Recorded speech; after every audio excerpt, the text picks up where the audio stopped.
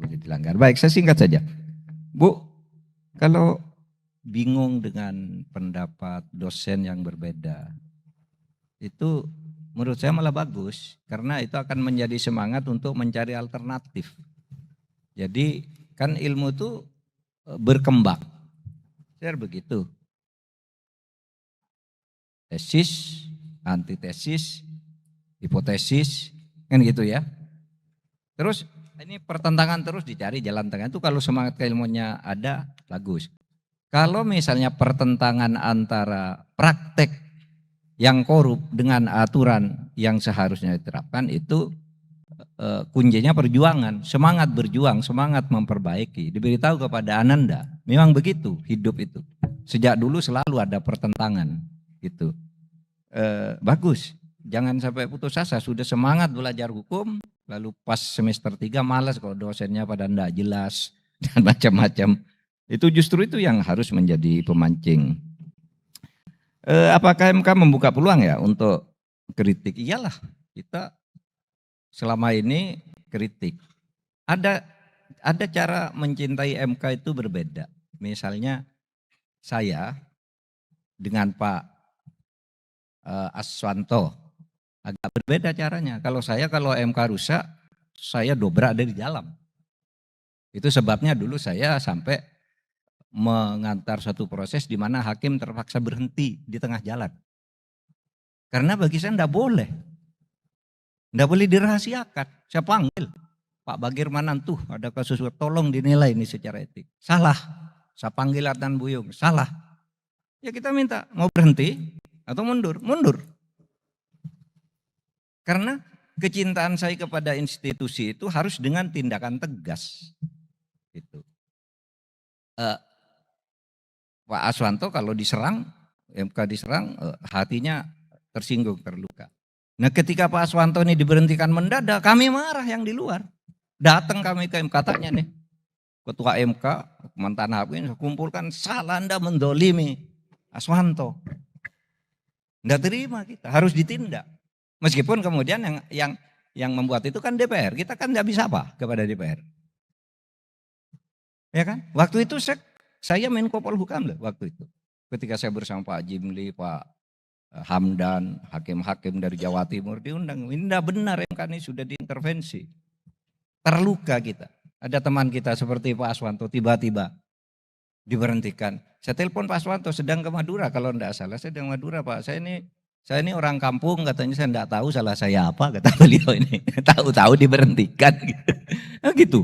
Oh, marah kita Pak. Kita kritik MK-nya dan terbuka. Cuma pada waktu itu kan kuncinya ada di DPR gitu.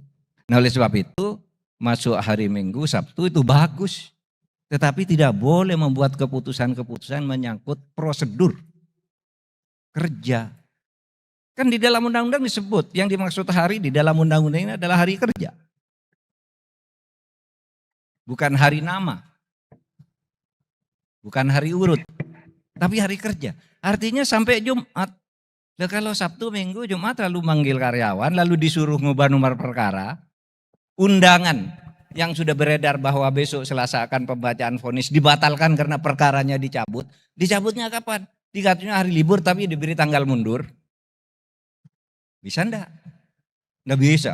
Kalau saya enggak bisa dibela kayak gitu. Nah, ini sebenarnya kalau kita mau menjaga MK, tapi memang ada orang kalau di dalam Islam itu ada tradisi mendobrak.